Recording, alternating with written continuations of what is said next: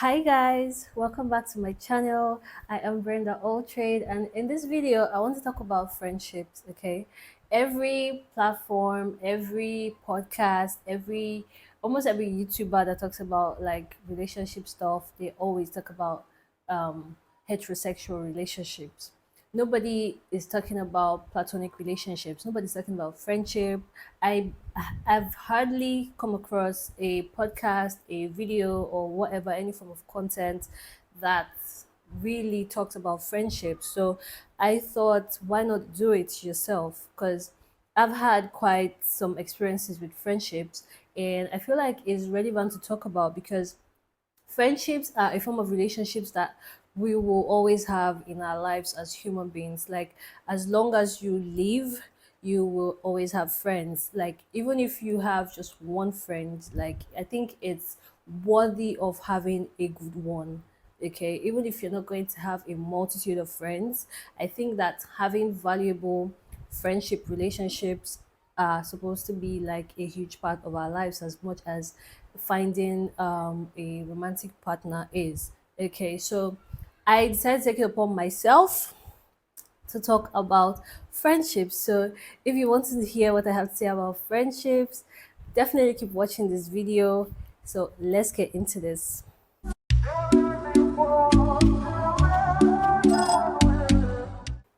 According to the English dictionary, which I'm going to read directly to you guys because I don't want to paraphrase. A friend is a person with whom one has a bond of mutual affection, typically one exclusive of sexual or family relations. So, I'm going to start by saying that personally, as a child, I never really had friends. I was born a twin, so fortunately, I had my first friend was my brother because we would like do everything together, play together, we go to school together. Then, when we were about, I think, 2 or 3 years old, one of our neighbors brought his daughter to live with him, and she became my first friend. Okay, but that was like infant friendship. So, as kids don't really quarrel or have like real issues. They just fight about whose turn it is to play with the toy, or give me your food, you didn't give me your food, I won't give you my own, that kind of thing. So, like, in my formative years, I think that was the only friend I had like outside of school. Then we ended up going to the same school at some point together. Outside of this one girl, I never really had friends. Like, and I was okay with it. I was not the kind of child to be lonely. I did not have any problem with being alone. I actually really enjoyed being by myself. Like, if I find an opportunity to just be by myself, gold. Like, I would dive it. So I don't I wasn't really, it wasn't really a thing for me with like whether I had friends or not. I wasn't really bothered. But growing up, when my siblings started having friends, my brother especially, my brother is a very outgoing person. Like, wherever he goes, people just follow him. He's a very magnetic person. So my brother ended up having a lot of friends outside of me. Then my sister also, was really good. Like, my siblings, they have friends. Forget, they had friends when we were growing up. Me, I was in boarding school in secondary school. After school, like when I come back home from school, I didn't have any friends to visit, nothing. For like the first 2 years, I think, of boarding school, I didn't have friends to visit outside of school. Although I had one friend in boarding school. I always have one friend. Like, with me, there's always just that one friend, right? And with this one friend, it was because I had known her like from like nursery school, right? So we were in the same nursery school, we're in the same primary school, but this whole time, like, we knew each other. We were not friends. Like, I wouldn't say like this is my guy, like this is my friend, this is my homegirl. She wasn't that until secondary school. So it was in our second year in secondary school. We were still in the same secondary school. So, and we just became this pair. Like, you can't see one without the other. So it became a situation where it would be weird if somebody saw me and she wasn't near, or she wasn't there or nearby. So like that was the first time I had that kind of friendship, and it was going smooth. It was going good, until one day something happened, and it was really unexpected. Like I did not see. So sometimes when I have issues with my friendships, I feel like I'm the problem. Like I feel like I'm the problem, but I don't know. But let me just tell you guys. Okay, so we were going to class one day, me and this girl that was my friend. Now, we were really close, right? So imagine. So we're going to class, and I am from like a low socioeconomic class. I don't want to say poor, but that's what you would call it, But so that I'm trying to garnish my history, okay? Allow. So I know how to manage myself. I know how to live according to my means, because I'm not a greedy person, and my mom would always tell us that whatever you don't have, you don't need, because she did her best to provide what we needed. So anything that I don't have, I don't need it, and I still have that mindset until today. Okay, because like you cannot pressure yourself for things that you cannot afford, right? Just live in your lane, within your means. So anyway, we're going to class and we're walking past like the food stalls where they sell snacks and stuff. And she wanted to stop and buy something. Okay, so I just stood by the side and I was waiting for her. She's like, I want you to buy something. I'm like, I don't need anything. Besides, I don't even have any cash on me. So don't worry, just buy what you need. Let's go. She's like, buy something now. I'm like, can you just buy and let's go? Like we're running late. Just hurry up. Let's go.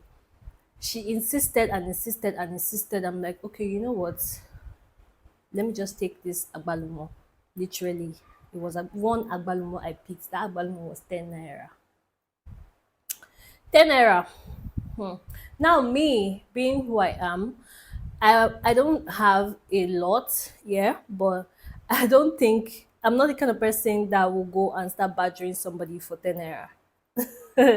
And this girl would like, you don't get it. Like if my mom came to visit, like during visiting hours, if she doesn't see this girl, she's like, "Ah, what's wrong? Are you guys quarreling? Are you guys?" We were that close. Do you understand? We were that close. So I didn't think 10 naira was a big deal. So I'm like, okay, just pay for this abalomo and I'll pay you back later. And then I kind of like forgot. I think I forgot. I think I forgot. Or rather, I probably didn't think it was a big deal because I will not go and ask my friend back for 10 naira. I don't care how big 10 naira seems. Like, then it wasn't even big. Like, 10 naira has never been big, let's be real. So, and this is a girl that, like, her parents were not, like, she was in a better place in life compared to where I was. Do you understand? Like, I didn't think she would miss it. Let me just say that. I didn't think she was going to miss that 10 naira. So, tell me why. Um, after how long was it? God, it's been so long I can't really remember. But after some days, or maybe like a week, right? I don't know. Now this girl has a notebook where she writes her list of debtors, people who owe her stuff, or like things that she needs to do, or things that she needs to follow up on, that kind of thing. She she's kind of like we have similarities in our personalities in a way that we're both very organized people. So she was organized like that. So she had a notebook where she would write, like, if she had assignments to do, she had notes to complete, and then at the back of that notebook she had this place where she used to write her list or names of debtors, I think.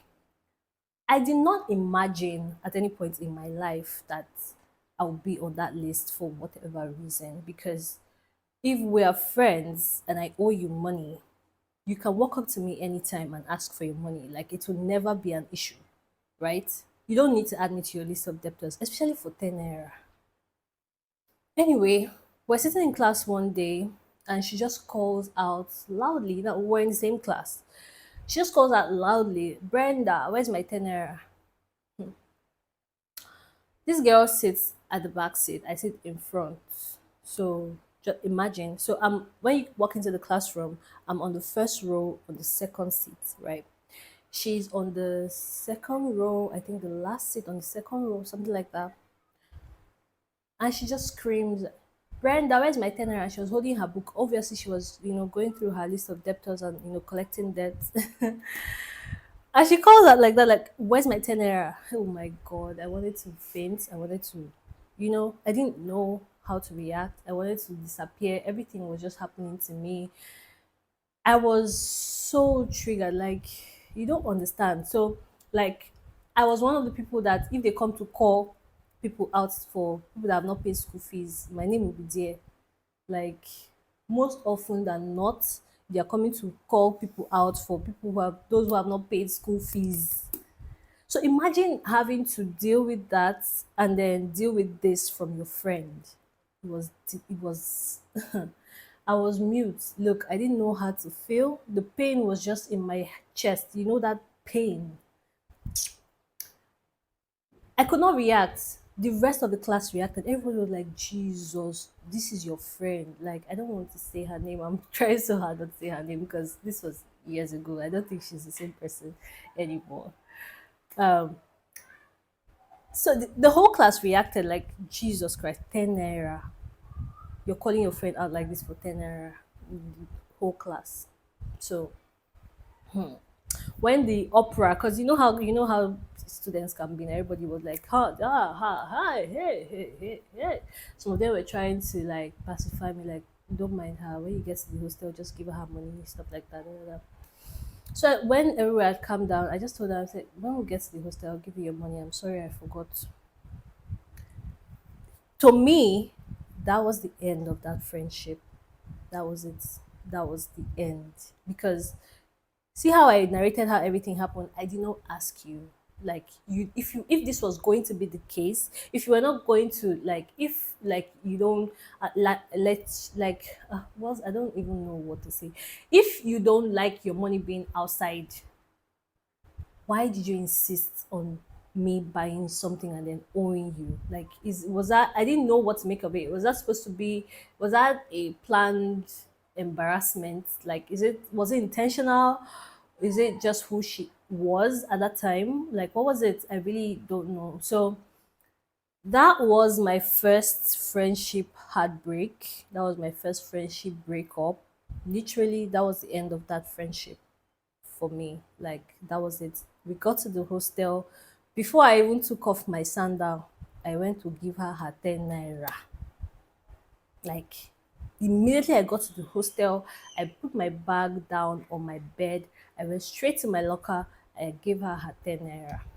And that was the end of that friendship.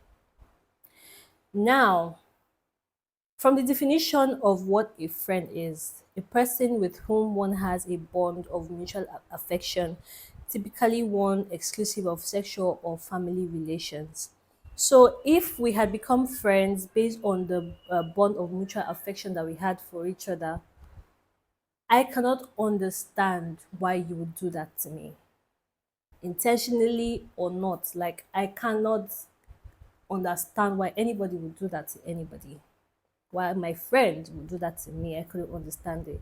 And recently, when I started healing my abandonment wounds, I realized that I don't know, I don't understand my emotions. I don't understand my emotions. So I'm usually at the extreme. I'm either overreacting or I'm not reacting at all. Because at the time when something is happening to me, I do not understand what I'm feeling. I don't know if it's anger, embarrassment, pain, shame. I don't know. Like, I'm just now starting to learn how to like articulate my feelings and understand how I'm feeling, what I'm feeling, and why I'm feeling the way I'm feeling. Before now, I had no idea. Like, I am a complete robot. I do not do feelings. I am a very logical person. I'm always in my head. So I don't understand emotion. I don't understand feelings. So that was my first friendship breakup. And some people will say that that's not enough now to end the friendship. My dear, speak for yourself. you have to speak for yourself, because we're different. We're all different. We grew up differently. We have different backgrounds. You can't tell me what should be okay to me. You can't tell me what to tolerate, because the conditioning I have is different from the conditioning that you have. So the things that trigger me will probably not trigger you. The things that trigger you probably not trigger me. Like, we're different like that. So you cannot really tell people how to feel, or how to manage their emotions, or like what they tolerate in their relationships. So, but anyway, after that being said, like after my friendship with this girl, I became friends with other people. Clearly, like I even like joined an a cappella group. It was a whole thing. We were the bomb. We were the best singers in the hostel. Like we used to gather at night and just sing. Wonderful girls. But every one of those girls had their issues. But you see, because I had had that first disappointment with this other girl and broken up with her, when I was dealing with these other people, and now, like, it was like once bitten, twice shy. But for me, once bitten is forever shy. So dealing with these other people, I didn't have any real expectations, because if someone who I have known from my childhood can burn me like that, these ones that I just met here from different walks of life, I wonder what they will do to me. So dealing with these other girls, that was, I'm like, this is not a real thing, right? It's like joining a gang when you're in school. That's how I took the friendship with those girls. Like, okay, we're cool until we're not cool, and then it will be fine. So that I don't have to feel the way I felt the last time. So that I put up this wall to kind of protect myself. People will say like that's not the best way to have friendships. That's why you have to be transparent, you have to be vulnerable, you have to be this and that. And I cannot argue with you, but that was me just doing what I thought was best for me. Okay. Okay, boo, can we agree on that? All right. So now anyway, let's look at our example of friendship. That's an example of friendship. Let's look at our example, our life example, because God gave us Jesus as a guide.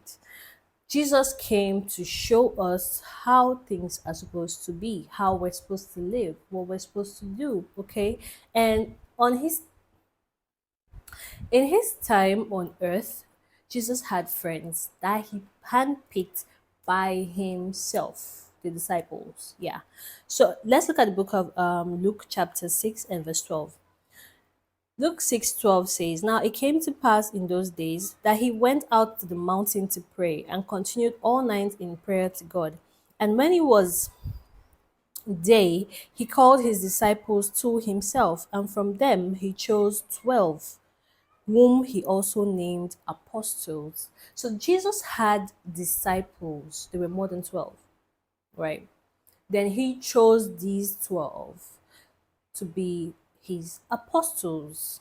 They were also his friends, because he didn't have friends on earth. Like, those were his guys. They were always with him, they were always together, they ate together, they prayed together, they did everything together. And the way that Jesus operated with his disciples taught me something. They listened to him, he listened to them, they confided in each other, they fellowshiped together, they broke bread together. He taught them because obviously he knew better, right? He was the master, but they were his friends. Yeah. Now, among these 12 that Jesus picked to be his apostles, there was one of them in the midst of the. He picked them, or he picked them. They did not pick him, he picked them. There was one of them in the midst, in the fold, that betrayed him.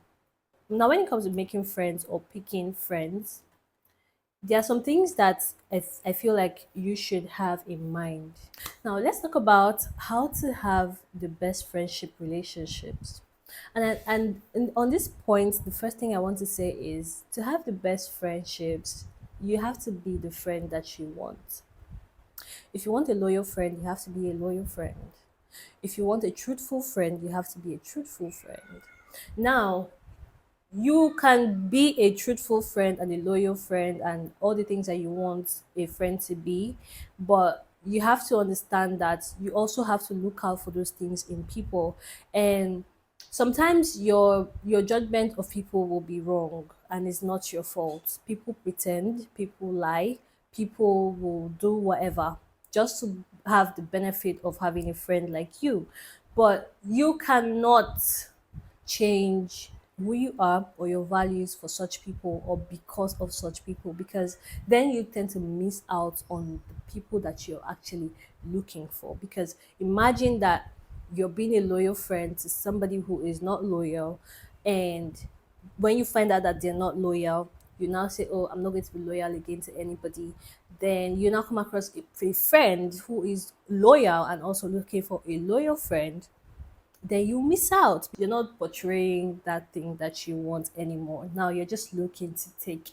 And with, I always tell people, if you're always looking to take, you keep losing. There's no balance in taking, just taking, always taking. Mm-mm. You have to balance things out. It's a give and take world. It's a give and take world.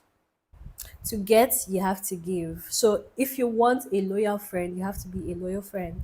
If you want a truthful friend, you have to be a truthful friend. If you want a compassionate friend, you have to be a compassionate friend. If you want a hardworking friend, you have to be a hardworking friend. That's how it works. So that is the first guideline to having good friendship relationships. The second thing is you have to learn to ignore. In the chapter 7 of Luke, in verse 18, John the Baptist, John the Baptist, who was in the wilderness proclaiming the coming of Christ before Jesus started his ministry, sent his disciples to go now that Jesus has started his ministry, he sent his disciples to go and ask, can you imagine? To go and ask Jesus, to go and ask Jesus, the same Jesus that he has been shouting, coming of the Christ, repent, repent. He's here now. You are now sending your disciples to go and ask the Jesus that you have been proclaiming his coming, if he's the one or if we should look for another one. Jesus ignored and continued doing what he was doing. If you have time, please read Luke 7:18 to 28. When the messengers of John the Baptist departed from Jesus, this was what he did. Jesus began to speak to the multitudes concerning John. What did you go out into the wilderness to see? A reed shaken by the wind? But what did you go out to see? A man clothed in soft garments? Indeed, those who are gorgeously apparelled and live in luxury are in king's courts. But what did you go out to see? A prophet? Yes, I say to you, and more than a prophet. This is he of whom it is written, behold, I send my messenger before your face, who will prepare your way before you. For I say to you, among those born of women, there is not a greater prophet than John the Baptist, but he who is least in the kingdom of God is greater than he. Jesus did not say this to shame John the Baptist or to like run him down or whatever. John acted in error when he sent his disciples to come and ask Jesus, to come and confirm if Jesus was the Christ or if they should wait for another person. Because you have been proclaiming the coming of the Christ. How do you not recognize him? You will encounter things like this in your friendships, in the sense that, like, because of familiarity, some of your friends sometimes they will refuse to see who you are. They will not see you for who you are. It's like Jesus said, a prophet is not recognized in his own town. They will not see you for who you are. So you have to learn to ignore a lot of things. You have to learn to ignore. See how he did not say anything back to John's messengers. He didn't say. They asked him. He just continued doing what he was doing, continued healing the sick, going about his business. He didn't answer them. There are people like that. They're seeing you do what you do. Sometimes you even talk to them about what your plans, your visions, the things that you want to achieve, and they just sit down and look at you like, you know. Likewise, if you want to, if you want to have good relationship with your friends, sometimes you ignore. Okay, it's not everything. You cannot address everything. Everything is not an issue, at least not your issue. There are certain situations that you should be able to tell that, okay, this person clearly has a problem that has nothing to do with me, so I'm going to ignore. Okay, you cannot address. You shouldn't feel the need to address. Everything does not need to be addressed, right? That's the point that I'm trying to make here. Thirdly, do not receive negative reports from your friends. If you want to enjoy your friendships, do not receive negative reports from your friends. Okay? I have a scripture reference for this. Luke 8 and 52 to 53. Now all wept and mourned for her, but he said, "Do not weep, she is not dead, but sleeping." And they ridiculed him, knowing that she was dead. This is Jesus, so that they were ridiculing, knowing that she was dead. But he put them all outside, took her by the hand, and called, saying, "Little girl, arise." If you are a Sunday school student, I feel like you know the story. If you even went to church as a child, I feel like everybody knows this story. The story of the girl that died, and Jesus said like they should stop mourning that she's not dead, she's only sleeping. And they mocked him. So he sent everybody out of the room and spoke to her, and she came back to life. Do not receive negative reports, not just your friends, from people generally. Do not receive negative reports from people. You have to learn how to block. Talk to your friends, listen to them, but do not accept negative reports, because what I learned is that people may not necessarily have negative intentions, but because a lot of people are not spiritually sensitive, they allow the devil to speak through them.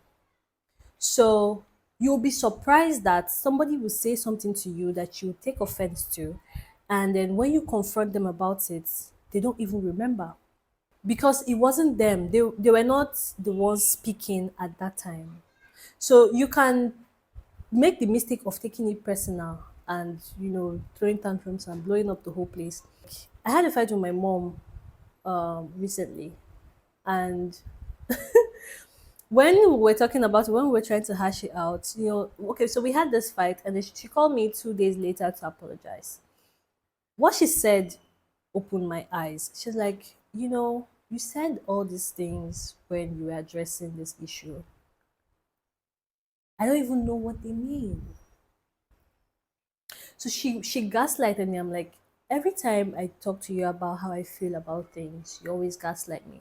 You do this, you do that. She said, I don't even know these things. Like, I'm not aware. All these things you spoke about, I'm not aware. So imagine being mad at the person that was not even aware of what they did. Like, very unnecessary. She said that she was not aware, and it opened my eyes, because people do things not necessarily because they want to hurt you, right? So 50% of the time they don't know what they're doing. The devil influences us in so many different ways. Sometimes even you, even me, sometimes I feel like I have been an instrument of frustration to people, and I didn't even recognize it. And maybe they didn't talk about it, they did not confront it or whatever. I don't know. I can't say. I'm just speaking like from a general perspective.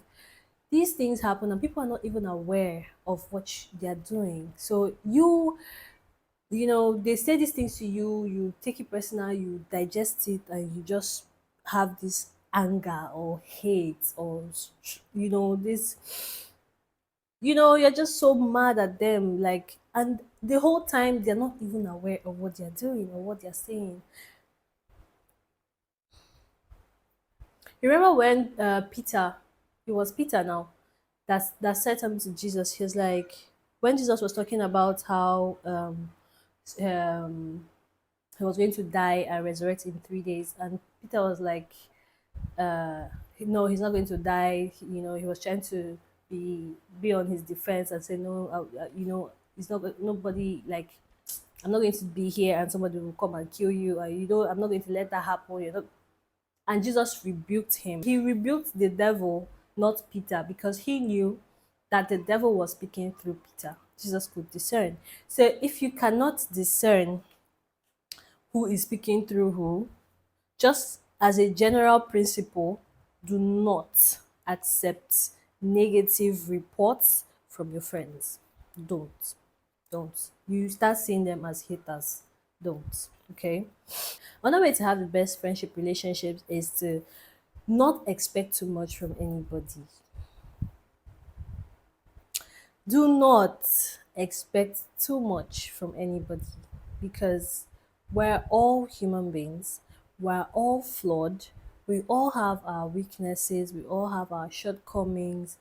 I don't care the pedestal that you put somebody on. One day, even very unintentionally, one day they will disappoint you. One day. One day they will disappoint you. One day. So do not expect too much from anybody because it's the height of expectation that you place on somebody is will determine how much they can hurt you. Do you understand? If you swear with your life, this my friend, no, she can never do that. No, never. Mm-mm. She can't do that. No, no, no, no, no, no, no, no, no. Never. A day will come when she will not have a choice. Some of them even have choice. Like they have other choices. They can choose to, no, no, I can't do this. But everybody on this earth, whether they're your friends or not, their priority is themselves. Everybody is looking out for themselves. Nobody is thinking about you like that. Nobody, I don't care how deep you think the bond is, nobody is thinking about you like that. So lower your expectations.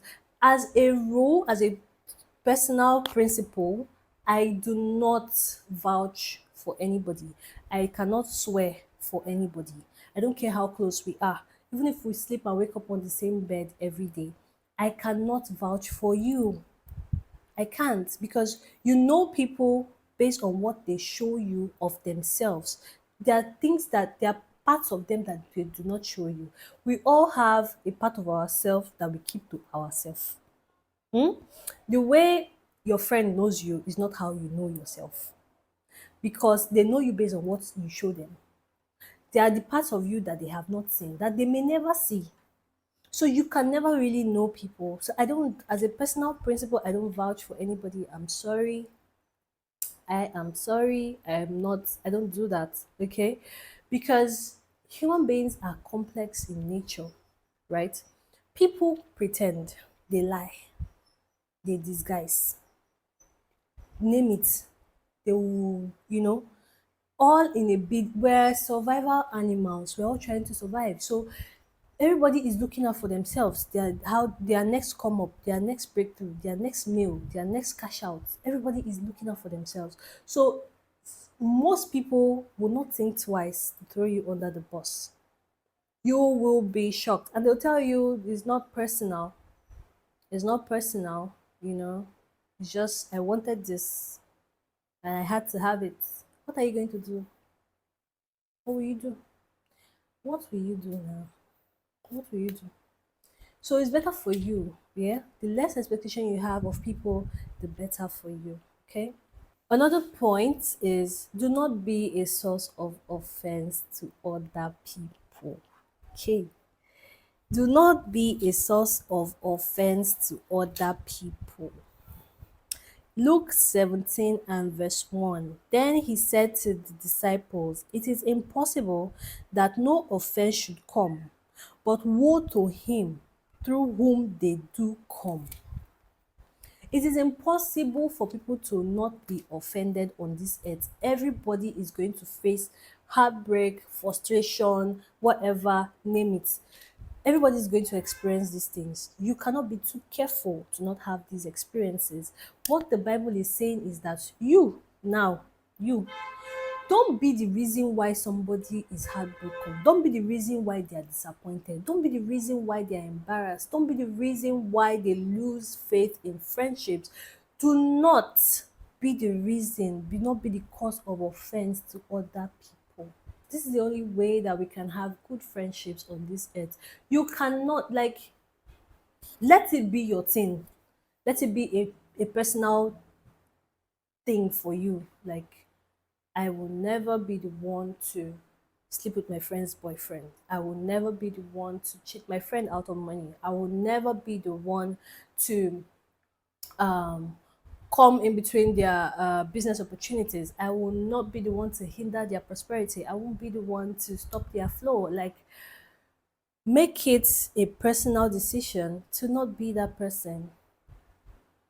Don't be the reason why people are sad, why they are broken, why they can't trust. The Bible says, woe to you. Those things will happen. Let it not be from you. Don't be the reason why. Woe to you through which they come. Woe to you, you that you are the source of that pain, that heartbreak, that lesson, that negative lesson. Woe to you. Don't be that person. Then you have to learn to let go. This is my favorite. This is my favorite point. Learn to let go. Some friendships can be wonderful from inception. They're so wonderful, you get carried away, you forget that this person does not share the same values as you forget that they are just looking out for themselves.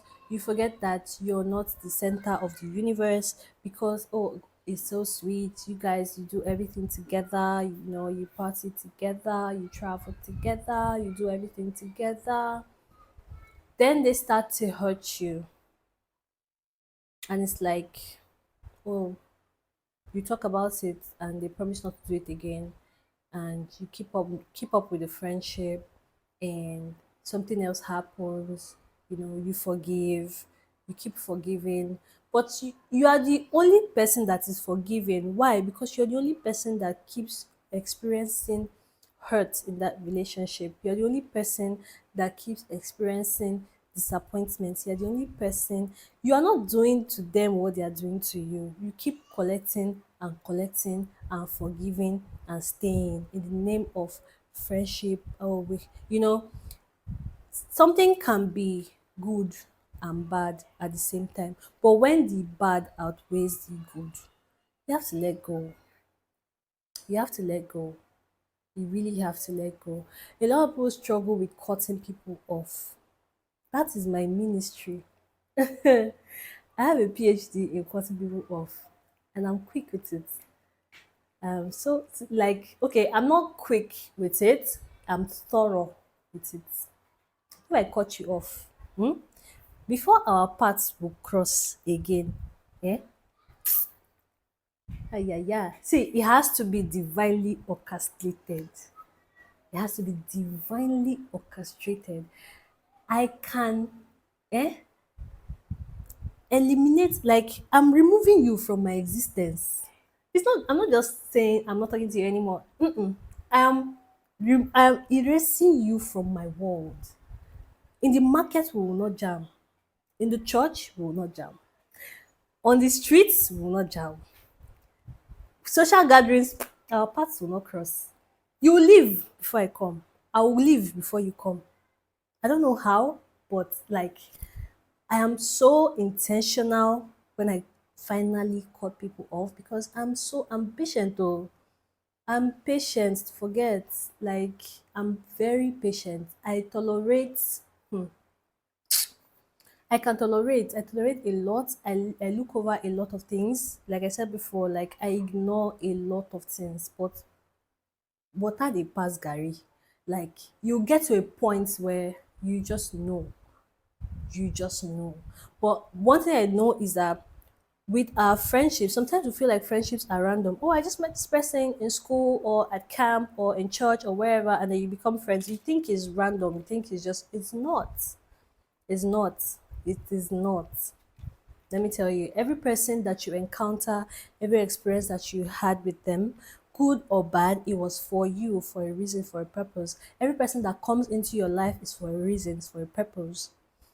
Now, before I cut people off, this is why I'm patient. I talk to God about it. I know that this person is in my life for a reason. What is that reason?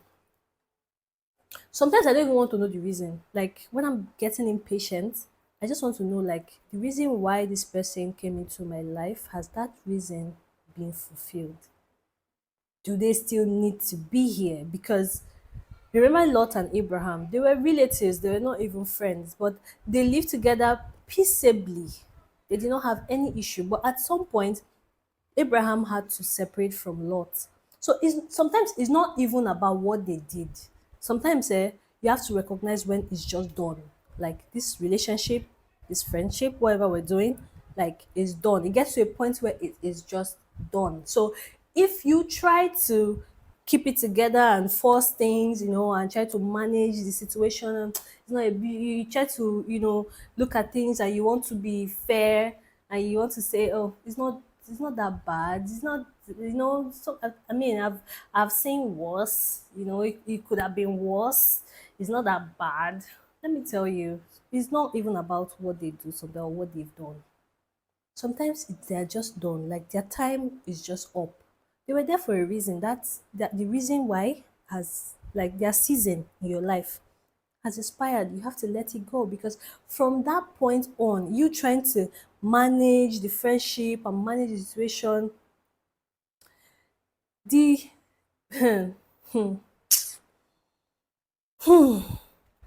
the levels of shaggy, yeah, that you will see. That's when they start to spoil things for you. That's when they start to ruin things for you. You start to lose things in their hands. Like things will just keep happening. Everything is just trying to let you know that it's time to let go. It's time to move on from this relationship. Some people will say, how many people will you cut off? My sister, as many as possible. As many as possible. The way I'm built, even my blood sister, if God says, let go, she will go. Even my mom, they will go.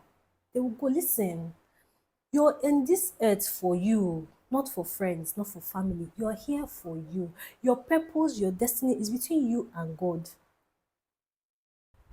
Your friends can become adversaries. That's why you have to learn to let go. Once their season has passed, you have to let go.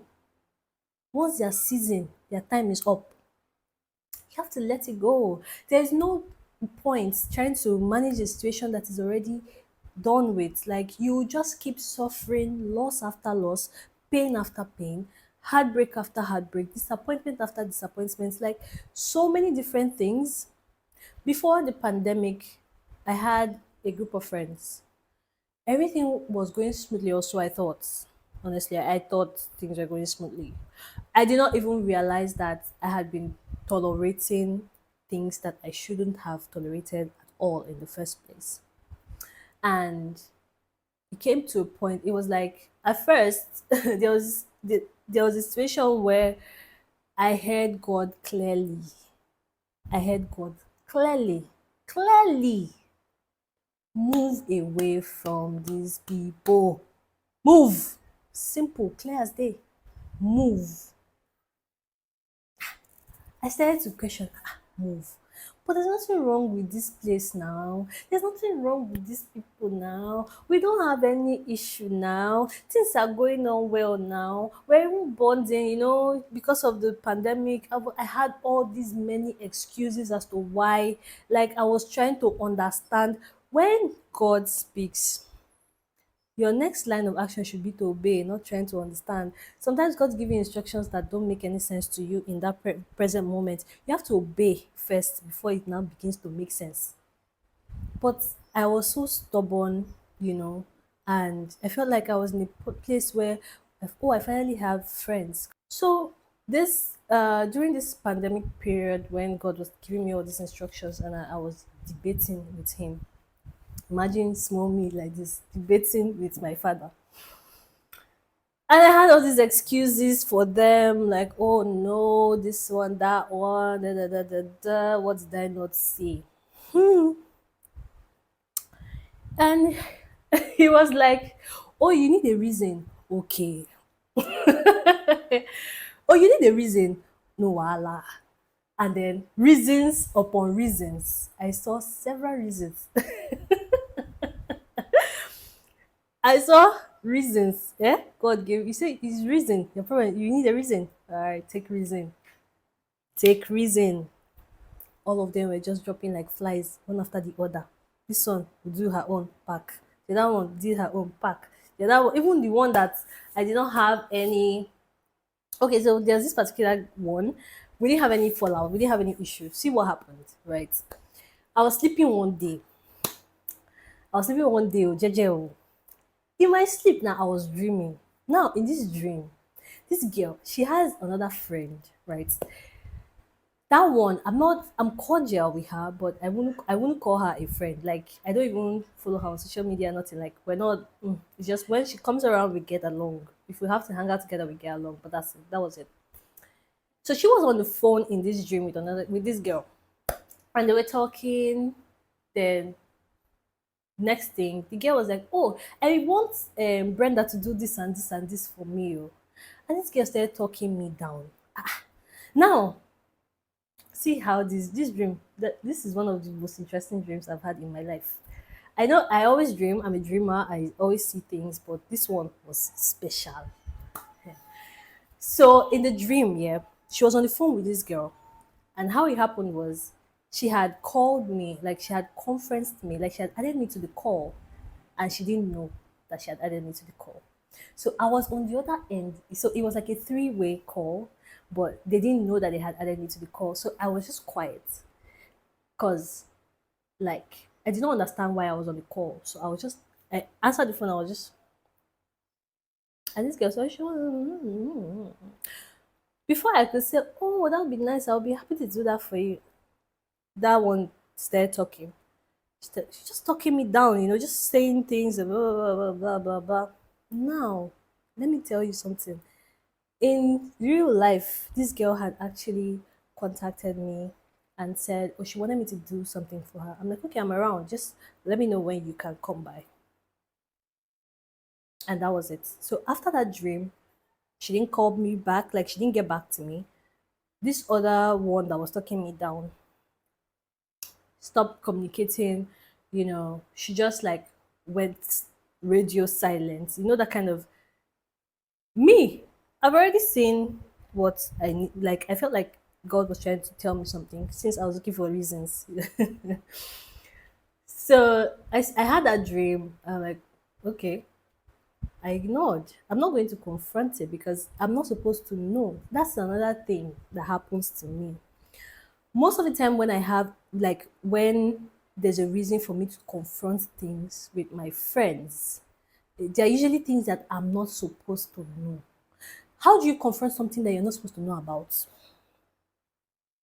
That's why it's easy for me to let go and for me to, like, just ignore. Letting go for me is so easy because I know something that I'm not supposed to know, that you don't know that I know. So I'm not going to confront you, but at the same time, I'm not going to explain to you why I'm letting you go. So when that happened, she just withdrew, and I let it happen. It was easy for me to let it happen because I have seen what I needed to see. I have a reason, right? So God gave me so many reasons that period. I lost all those people, all those people that I was so eager to have in my life. I lost all of them at the same time in a span of like in like 3 months.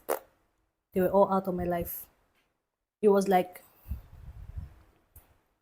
sweep, sweep, sweep, pack, pack, pack. You know, the trash literally took itself out. I had to do nothing. I just sat down and watched everything happen. It was confusing. It was frustrating. It was painful. But sometimes, listen, you have to learn to let go. Because if you don't, then God will have to make you let go.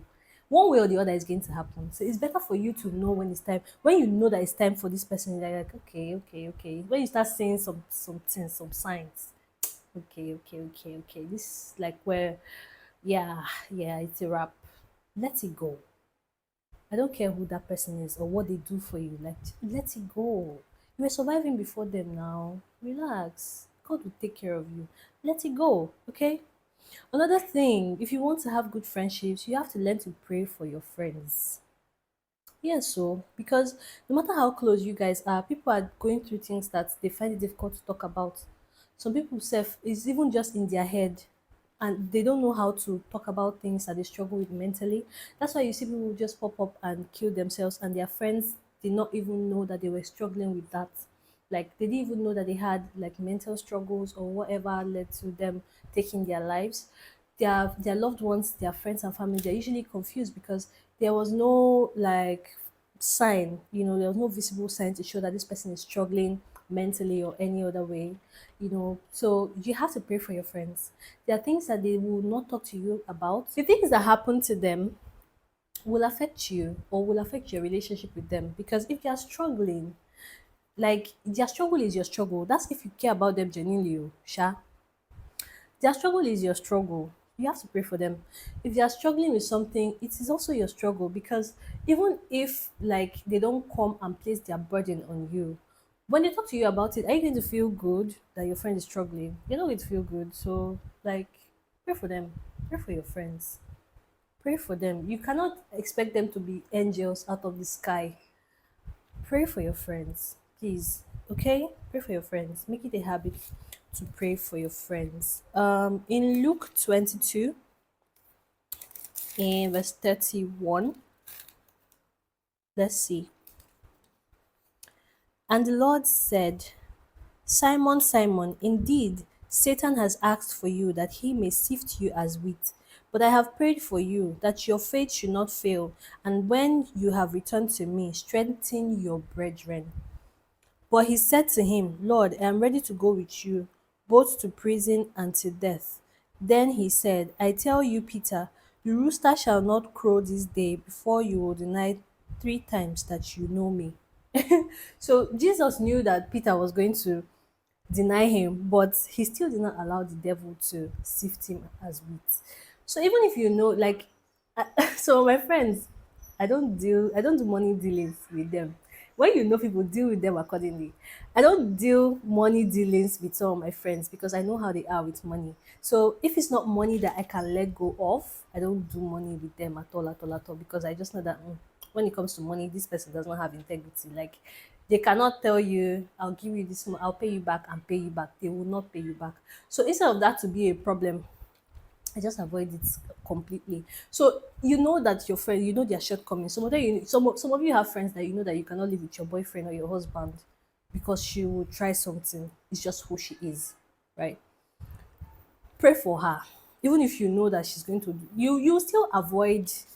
You get you still avoid putting like getting in that kind of situation where she will betray you or where she will do something that she's not supposed to do, but still pray for her. Even if you know this, this one, like there are some people that they always say what they don't mean, and when they are talking, I'm like, but if they call me tomorrow, I'll say, "You're still my friend." It's just I know you. Do you understand? Like I know you. I know who you are. I'm not going to come and confront you for being who you are. Like I did not I didn't pick you, I did not choose you as a friend to come and dissect your life and tell you how to be and how not to be. I was not expecting you to change for me, or I was not expecting to change you when I became friends with you. Do you understand? So who you are is who you are, no wala. But like I will protect myself with the knowledge of you that I have. And then I'll also pray for you because at the end of the day, I want you to be a better person. I want to be a better person. I want you to be a better person. But the only person who has the ability to change anybody is the Holy Spirit. So you have to pray for your friends. Your friend is a thief. Anytime she comes to your house, something will miss. You will confront her, but pray for her. Hmm? Thanks. Anyway, now let's talk about Jesus and his friends. So, because some people feel like, when like me, let me not even say some people. Let me use myself as an example. I've had friends where I felt like how do I keep attracting these people. And then I realized that, like, when I now learned that, like, everybody comes into our lives for a reason, I now realized that, okay, so I picked this person. Oh. Like, I actually picked this backstabbing person as my friend all this while. How did I do that? And how did I not know? Look, you can't beat yourself up about who your friends are, how they behave. You cannot beat yourself up about it, because as discerning as Jesus was, as powerful as he was, he still picked Judas Iscariot among his apostles. Yep. Will you say he made a mistake? No, it was for a purpose. So even those ones that you think that are the worst of the worst, and you're wondering how this person became your friend, it's for a purpose. It's for a purpose. You need, sometimes, depending on the level or the phase of life that you're in, you need a friend that's a gossip, that will carry your gist outside and go and say it in the ear of somebody that would favor you. You need those people. You need the ones that will sleep with your boyfriends so that you can separate Paul from Barnabas. You need them. You need them. Painful as it is, you need those people. You need some things to happen. Like, and these some friends are just agents. They are agents of destiny.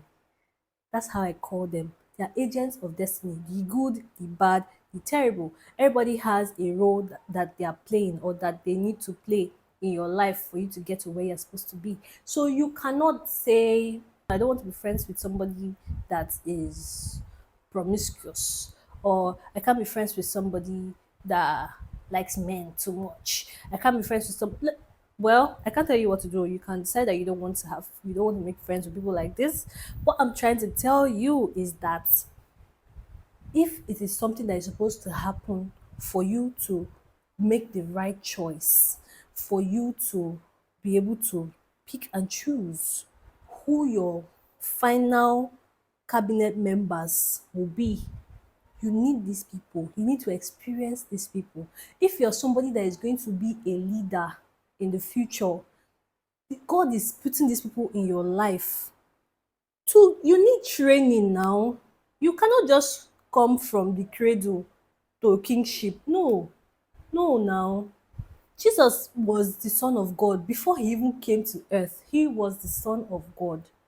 But to take his place as an heir to the kingdom, he had to come and go through all these experiences, because see, God, the reason why we're on this earth is for that. See, the ministry of Jesus is the same ministry. We are all called in the same ministry to do what? To preach the gospel and win souls. That's why Jesus came, to preach the gospel and win souls to Christ. After man fell, after the fall of Adam, God had to find a way to redeem his people.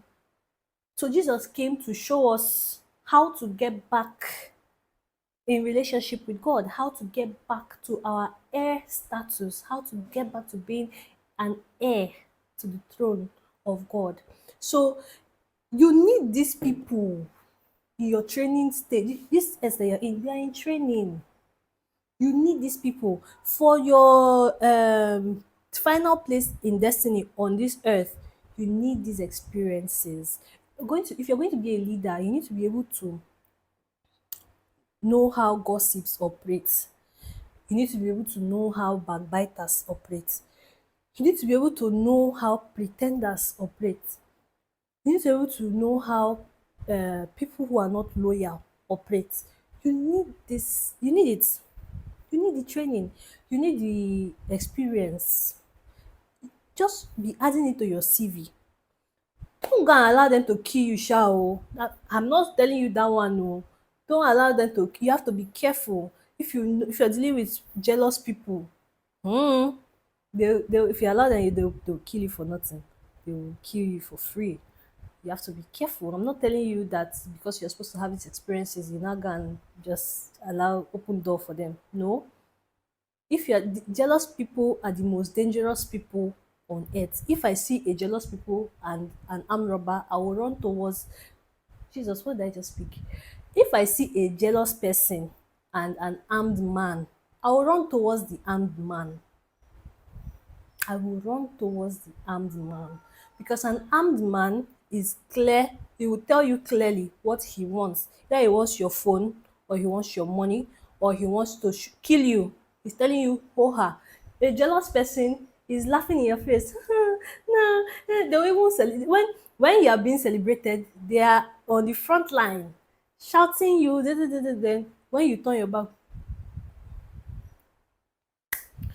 so don't allow them to kill you, oh, my sister, my brother. Don't allow them to kill you. Don't allow them to kill you. But you can't like avoid these things completely. But these steps that these tips that I've shared is some of the ways that you can manage your relationships to have a somewhat palatable experience. It cannot be perfect. There's no perfection on earth. If there was perfection on earth, Jesus would not have died. He would not have, there would have been no need for Jesus to come and die. But it's because people are not perfect. We are not perfect. We fell since before we even knew, like before you were born, you were already a sinner. Like you were conceived in sin, into sin. You were conceived from sin, in sin, into sin. So there is no perfection on earth, but we can do these little things to help each and every one of us. It's not just you, because if you're having a good friendship, the person, your friend, is also having a good friendship experience. It's not a one-way street. It bounces off back and forth between the parties involved. So these are my little tips. I feel like I was all over the place with this video because I had a lot to say.